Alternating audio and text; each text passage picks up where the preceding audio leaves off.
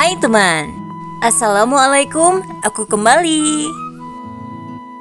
Ramadan semakin dekat, iklan sirup Marzan pun mulai lalu lalang di televisi. Nah, sebagai sirup favorit rakyat Indonesia saat Ramadan, sebenarnya siapa sih pendiri sirup Marzan?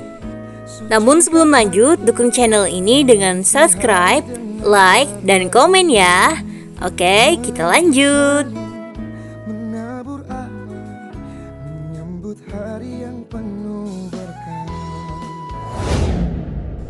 Rupanya, sirup Marzan pertama kali dibuat oleh PT Suba Indah. PT Suba Indah merupakan perusahaan makanan dan pangan yang berdiri sejak tahun 1975. Perusahaan sudah berstatus valid pada tahun 2007. Perusahaan ini didirikan oleh Muhammad Saleh Kurnia. Ia lahir di Sukabumi, Jawa Barat pada tanggal 1 Desember 1934. Ia juga pendiri PT Hero Supermarket yang didasari pada keinginan untuk mengurangi impor makanan dan minuman dan menyerap tenaga kerja. Awalnya, perusahaan berniat bekerja sama dengan Nutrisia untuk memproduksi susu merek tersebut. Namun, niat tersebut gagal di tengah jalan. Kemudian, perusahaan bekerja sama dengan Koro Food Company asal Denmark untuk membuat minuman sari buah yang kemudian dikenal sebagai Sunquick. Produk ini adalah produk pertama Suba Indah yang diproduksi pada tahun 1978. Berjalannya waktu membuat perusahaan memproduksi banyak makanan minuman dengan bermacam-macam merek, beberapa di antaranya seperti sirup Marzan, Sunquick, dan sosis Farmhouse. Perusahaan mulai mencatatkan sahamnya di Bursa Efek Indonesia pada tahun 1991. Pada tanggal 10 Mei 1992, Muhammad Saleh Kurnia tutup usia setelah mengidap kanker selama 3 tahun. Pada perjalanannya, kepemilikan saham PT Suba Indah berubah. Perusahaan kemudian dipegang oleh keluarga Cokro Saputro dengan Beni Cokro Saputro sebagai komisaris dan Teddy Cokro Saputro sebagai direktur. Beni Cokro Saputro atau yang biasa dikenal sebagai Beni Cokro lahir di Surakarta, Jawa Tengah, Indonesia pada 15 Mei 1969. Tahun 2019, Beni Cokro Saputro pun muncul dalam daftar orang terkaya versi Forbes. Dituliskan bahwa Beni memiliki kekayaan sekitar 9,38 triliun.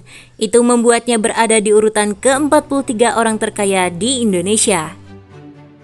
Dan adiknya Teddy Cokro Saputro lahir di Solo, Jawa Tengah pada 18 Agustus 1974. Pada masa itu, mereka berdua berancang-ancang untuk masuk ke produksi dan pengolahan jagung, bahkan disebut sebagai yang terbesar se-Asia Tenggara. Perusahaan ini melepas unit bisnis produsen makanan dan minuman ke Lasele Food Indonesia pada tahun 2002. PT Suba Indah membatalkan rencana pembangunan pabrik soybean crushing atau pabrik penghancur kacang kedelai setelah pihaknya gagal menjual obligasi wajib konversi atau MCB, yakni Mandatory Convertible Bond, senilai 918 miliar. Perusahaan ini juga pernah digugat oleh Banji Agribisnis pada tahun 2007 karena tidak mampu membayar uang muka 10% pemesanan jagung Argentina sebesar 117.000 US dollar. Permohonan palit diketok oleh Pengadilan Niaga Jakarta Pusat. Setelah kasus itu, muncul kembali kasus yang baru pada tahun 2020. KPK menangkap Beni yang terjerat kasus Jiwasraya.